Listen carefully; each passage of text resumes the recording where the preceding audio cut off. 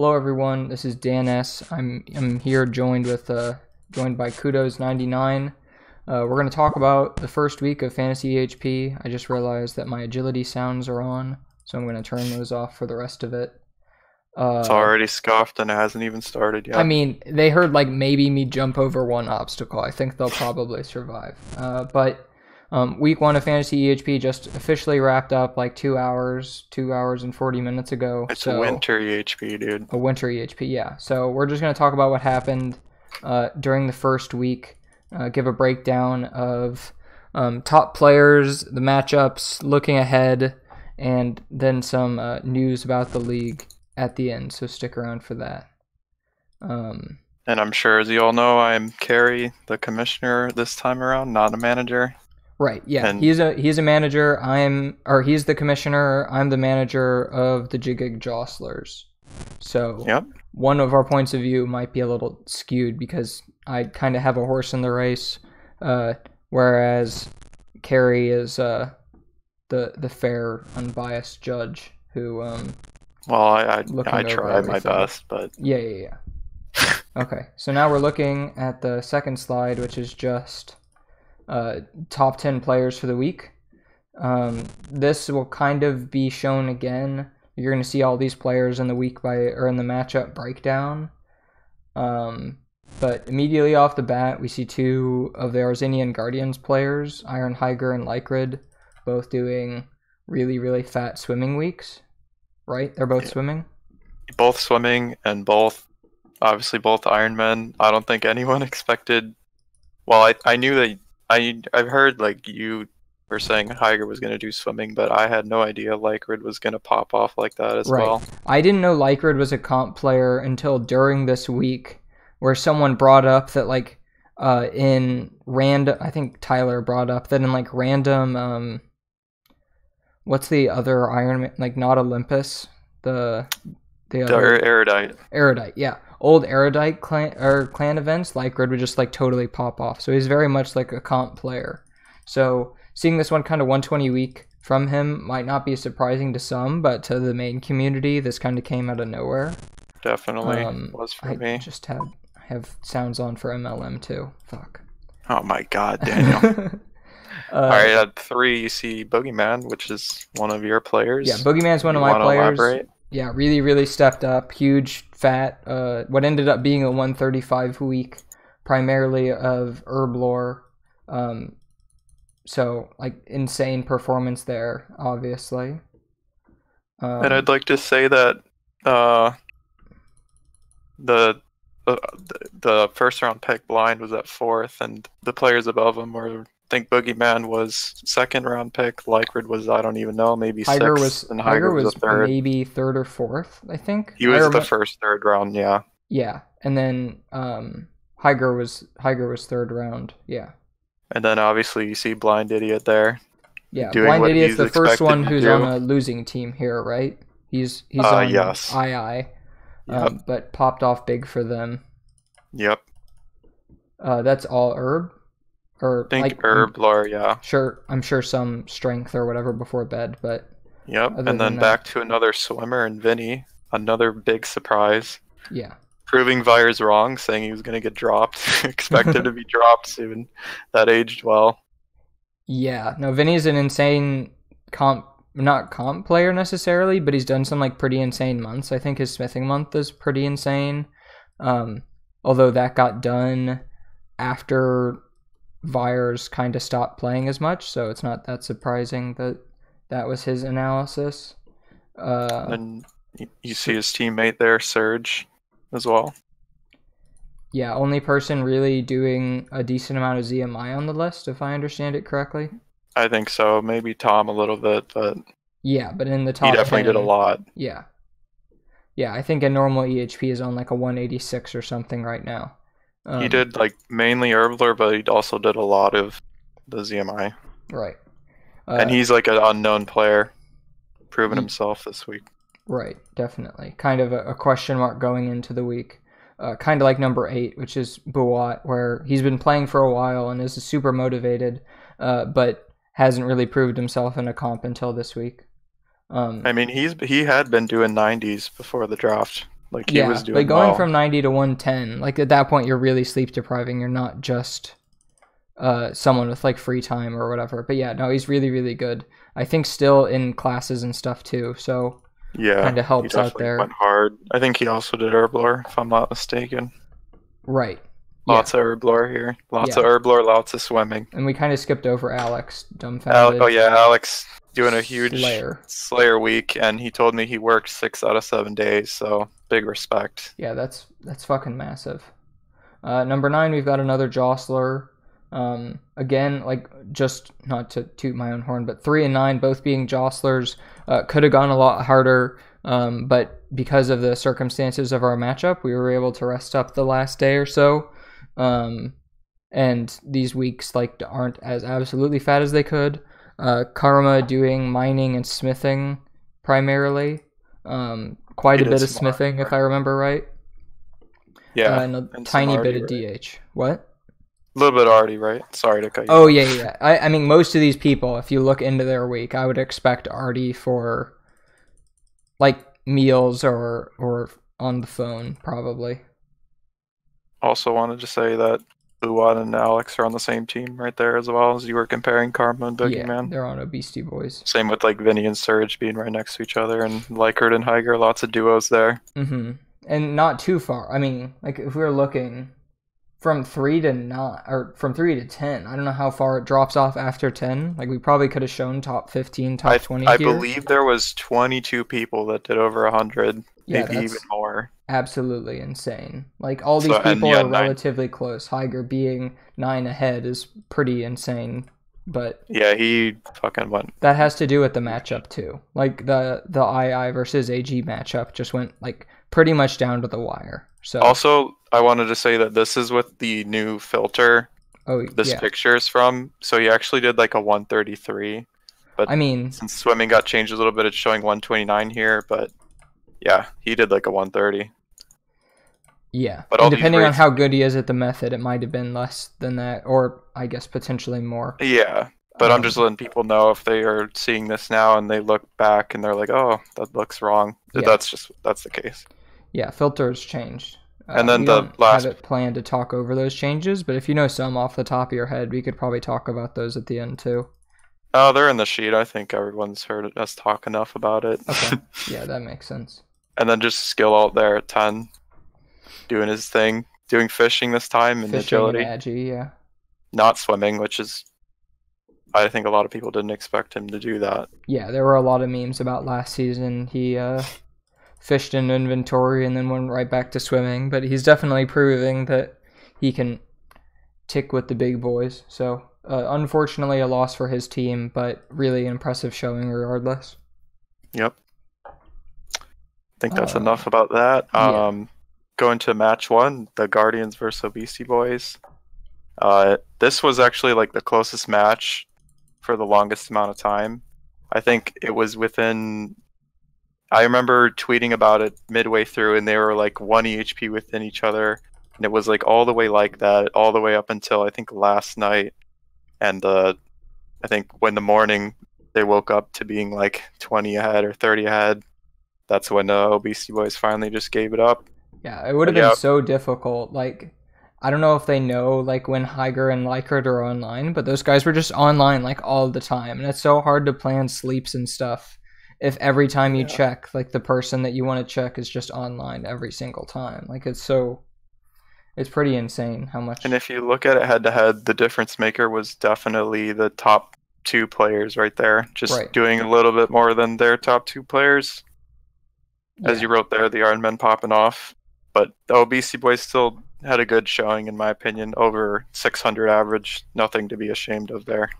Yeah, no, still an insanely strong set of weeks from the Obesity Boys, especially given some in real life obligations from. I mean, I know for a fact like Buat, Alex are dumbfounded, and Seth, which is this fun collection of letters and characters here. Yes. Are up to. So really like watch out for them going forward. I think they're a really good team. They just happened to lose week 1. I think the Guardians were really slept on too. Wanted to say that. Yeah, no, Like, I ranked them last just because I didn't expect Lycrid, Maddie, or Melissa are like the three on this list that are playing right now to pop off. I definitely underestimated them. I don't know what Vire said about them, but I'm gonna go ahead and guess that it's about the same. I just wanted to say that I picked them to win, and I was right, so I'm happy about that. Yeah, that's big. A lot of people didn't. All right, on to the next one. Sure. So it's the Devils, which is TD, which, if you're familiar with last season, you might see as Team Death, but it's the Devils. Versus the Priffendus Box Traps, which is Levine's team. Unfortunately, this wasn't too interesting of a match. The Devils seemed to give up pretty early, being the last to reach pretty much every 100 EHP milestone. Aside from, thought I would call out, like Swift said, a 102 of primarily Artie, a little bit of Herblore, if I remember right. That's obviously like super, super strong, especially being on a team that had seems to have lost motivation partway through this particular week. I just wanted to say I don't think Swifts did any Herblore. I think it was just all already. Oh wow, okay. I thought it And was some like a few zone there. mil worth of Herblore or something, but okay. Yeah. Yeah. He's Okay. just doing what he did last season, pretty much. Just Yeah. all already. Strong performance from Box Drafts fan. He was like a big question mark from Levine's draft. So seeing him do a 104, that's also like I think entirely Artie. Pretty strong. Zulu removing doubt, like a lot of people, just like when he got picked, were pretty curious about that. So very strong performance from him. A 102 during what turned out to be a pretty easy week is nothing to scoff at. Look for big things from him coming up. And then Killzone, this was a pretty nice opportunity for him. As I understand it, he's still kind of learning Slayer in terms of getting the hang of some of the more click-intensive tasks. So being able to pop 100 there should help him out in terms of going forward to other matchups. And I just wanted to say, technically Swifts did do a little bit of Herblore, but it was only 3 HP. Oh, gotcha. Okay, yeah. So not very we're much at all. technically right. Yeah. My bad. That's probably, actually, I don't know why he would do 3. But anyway, maybe he could let us know. I don't know. Okay. 4. Next, we've got Iceans versus the Seagulls. I don't know if you want to talk about that. Sure. This one was close throughout the beginning of the week, but as the days just continued to tick, the Seagulls just kept adding up more and more to their advantage, and I think by Thursday, the Iceans were just like, well, can't win this one, so they kind of just think they gave up there. But mainly because of Paul No Life, which was one of their 2 pickups before the week started.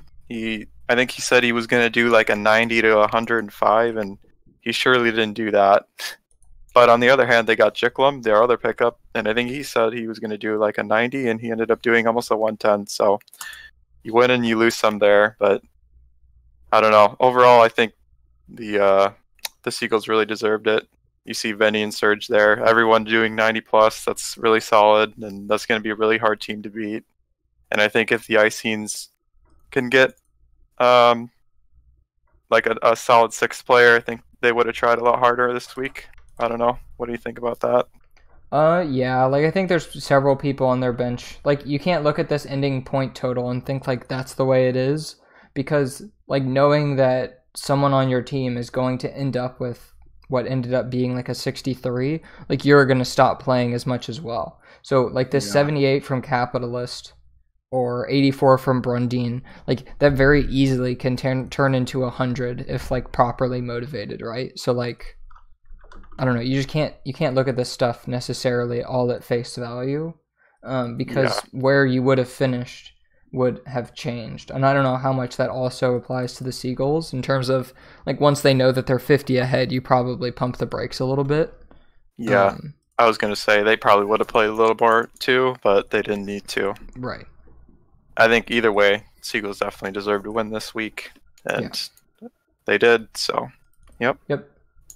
Risk factors here for Iceans, they might be looking for more consistency from somewhere, just because Brundeen and Capitalist were pretty later picks for them.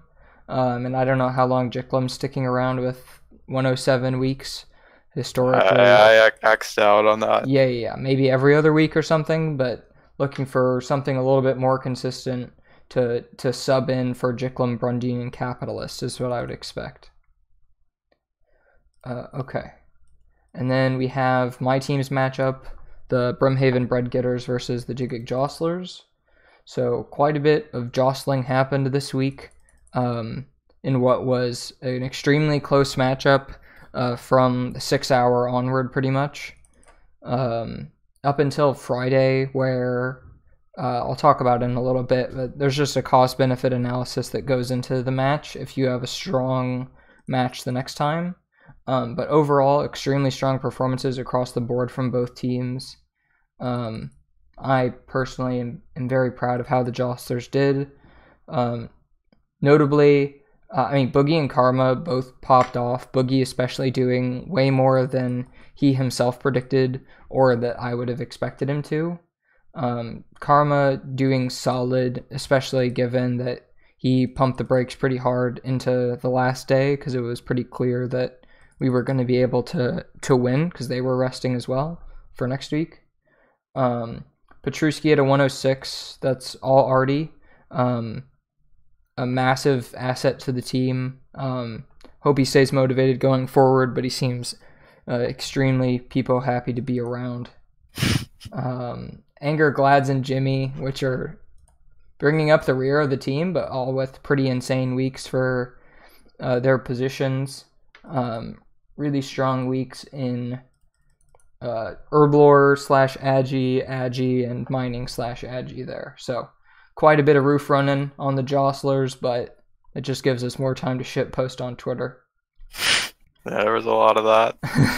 And this was actually sorry, go ahead. And then on the Bread Getters, we talked about Seskel already. He's an absolute animal of a player. Vior Harmony, at one point, like, he was pretty much logged in 24 hours a day. He's an absolute beast to play against, and there's no point in even checking to see if he's online, because you know he's always online. He's really, really, really good. And then ended up slowing down toward the end, but in a different circumstance, at the acceleration that he was going, that could have been 125 plus pretty easily. I don't know if you want to talk about Kirsten, Thurko, or JCW. I think Thurko, I think he slept like 7 hours, 8 hours, like 3 times during the week.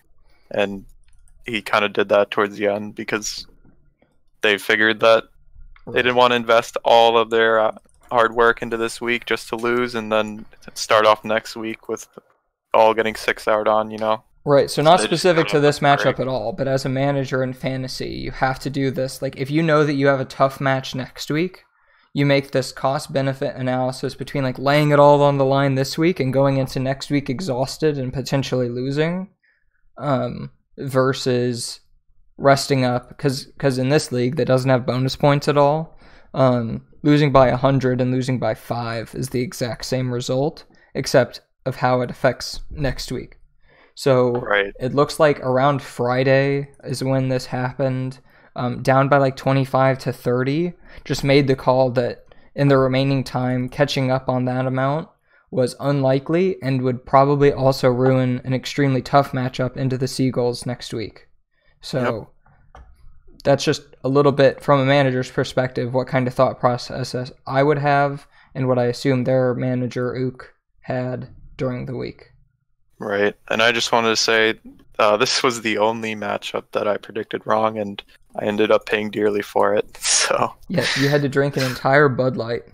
And I couldn't even drink it in a minute. It took me 3 minutes. I'm fucking pathetic. That's not that bad.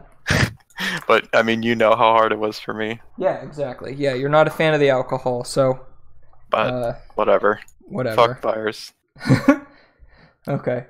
And then getting into the week ahead, we've got 4 matchups here. We can just talk about, like, our predictions and potential upsets, I guess. I'll just go with mine first, Sure. if you don't mind. For Jostlers versus Box Traps, no offense to Dan, but I think the Box Traps will take this one, just because the Jostlers had to go really hard the last week, and the Box Traps didn't, having to play the Devils the week before, so I just think they're motivated and ready to go really hard. And I think the Jostlers will jostle, but I don't know if it'll be enough, so I'm going to take the Box Traps there. And then between the Obesity Boys and the Devils, even though the Obesity Boys ended up investing a lot into the last week, they did pull it back and decided to 6-hour on this week. And because of that, I think that they'll win pretty easily, unless the Devils can really surprise me. I don't see it happening. And then the third week, this is the matchup of the week in my eyes: the Brimhaven Bread Getters versus the Sophanum Seagulls. This is a huge rivalry, and the Bread Getters really need to win this week, because I really don't think they want to start 0-2, because at that point, if you lose one more, you might not even make the playoffs. So, huge week. I think it'll be extremely close, but I do think the Bread Getters will inch it out barely. And then the final week, the Guardians versus the Icings. I think the Guardians, proving themselves with the most hours last week, will continue that dominance and destroy the Icings. So yeah, that's my thoughts. Okay. Yeah, I won't talk about my own team's matchup, other than saying, like, I anticipate it being pretty close. But I mean, we'll see. I don't want to talk too much about that one. I don't know what could change in the Devils to make me predict them winning in a team. They picked up himself, which could be pretty big. That was on last week's waiver, right? Right. Did anything else happen in last week's waiver? Also, the Seagulls picked up Hotkeys. Oh, yeah. Cool. So I expect him to maybe not start every week, but maybe a couple weeks there, here and there. Right. Yeah, that's the same kind of thing I would expect from Hotkeys. Obesity Boy, or I just talked about that one. Totally agree with Bread Getters versus Seagulls in terms of it's going to be close. I don't know if I would even be willing to say which team comes out ahead, just because Bread Getters aren't quite at full force yet. But we'll see. Also missing Thurko this week as he meets up with his E-Date IRL. AG versus II, I agree with your analysis. I think AG probably wins it pretty handedly, mostly given the starting of Arob. I think he's a really talented player, and if properly motivated, is an absolute monster. He's got like a 150 fishing week or something. So he's obviously very, very talented. But I don't think that this is the environment for him to thrive in. Yep, so, unfortunately, I agree with you. So we'll see. It would be fun for the people who do this next week to maybe talk about what we talked about. See, I think it's going to be Cruisebot and Ook, but maybe not. Yeah. Okay, cool. Yep. Playoff team predictions. So this is pretty much kind of like an unranked top 4 is how I'm personally approaching this. If you want to give like 1, 2, 3, and 4, you can. But I don't really like doing power rankings. I won't like rank them like that. Okay. I'll just say like who the 4 playoff teams are in my eyes at this point. I'm gonna say the Bread Getters get it done, even if they do end up starting 0-2. I really think they could still pull it together and go 5-2 at the worst. And then I would say the Seagulls, just because they have very good depth and a lot of players that can pop off on that team. And then the third spot, I'm gonna give it to the Jostlers, because they really showed that they can game hard, and I'd say that they're definitely worthy of a spot there. And then the final spot, that's the hardest one for me. It'd be between the Box Traps and the Guardians. At the moment, I'm going to give it to the Guardians just because they did so well last week. But I could be wrong. I think that the Bread Getters and Seagulls for sure. And then I think it's between those other 3 for those last 2. Oh, yeah, so like your first 3 I agree with. obviously in most situations you omit yourself from these discussions, but in a playoff team prediction, like I'm not just going to ignore the jostlers and like assume we're not going to make it or something. So BBGSS, the jostlers, and then I definitely give it to PBT. I think they're a really, really strong team. Oh, you're doubting the Guardians. I don't doubt the Guardians. I think it's going to be like insanely close, even getting to the point of this like kind of like three-way tiebreaker kind of thing where we're looking at head-to-head matchups. I think that between the first two teams and the second three teams, so that I talked about, it might be a little closer in terms of power, depth being the ultimate factor. If II had a player go, or not II, AG had a player go missing right now, or someone burns out, I don't see the same depth in the team, and I don't know if about the same amount of being able to stick around. I can 100% be wrong there. Like, I still think that they're an insanely good team. It's just what happens to give the little bit of doubt that I have between the two teams over to PBT.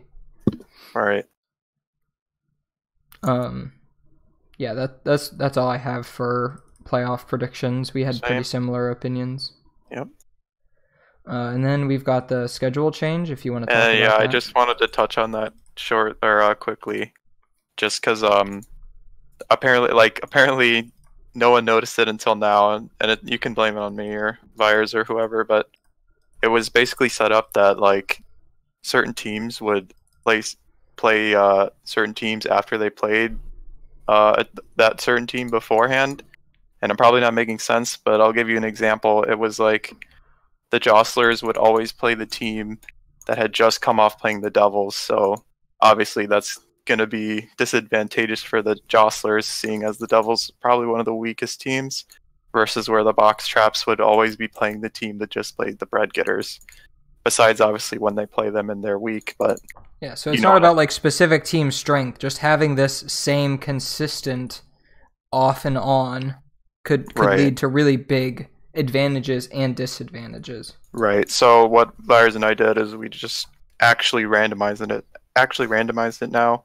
The Vyers said he used like a round robin generator, and he thought it was randomized, but I guess when you take a closer look, it wasn't really that random because there was definitely patterns for every team. So we just decided to address that and change it just out of an integrity thing. And sorry for any managers that see it as like a hindrance, but I just feel like this was the right thing to do. Yeah, I mean, as the team that was always playing the person who played the Devils before, I think it makes sense. I think if this idea was pitched before the draft, like everyone would be on board with that. Having that kind of consistency only seems like a good idea if like you're the one who gets to play after. I just feel bad that it might have like affected certain people's plans for certain weeks. Yeah, how you draft, how you pick up, how you use your two waivers. That's going to be big, right? So definitely something I would have not liked to repeat in the future, but yeah, I'm just trying to do the best I can do. Yeah, definitely something that would be passed on to any future commissioner if it's not you and Vyers again, that is. Other than that, though, I think the season has gone really smoothly, and I hope it continues to. Yeah, and the slide that we don't have in here is scandals, because I think everyone played very straight up. I don't think I can think of any instances of foul play or any like just really blatantly over EHP. Like you see people doing things that they probably wouldn't have been doing otherwise, but like that's going to happen in any EHP comp. But yeah, no one super doing anything super crazy, so that's good news. Yep, and let's keep it that way, hopefully. Right. Okay, so it sounds like Ook and Cruisebot are going to do this next week. But in terms of a week one recap, I think that's about all I have, unless you have anything else. I feel like we've been talking for too long. I feel like this is like over 30 minutes. Only Levine's watching at this point anyway, so hello, Levine. Make sure to comment down below. If you watch the whole video, make sure to say fuck Vyers. All right, sounds good. Goodbye, everyone. Peace.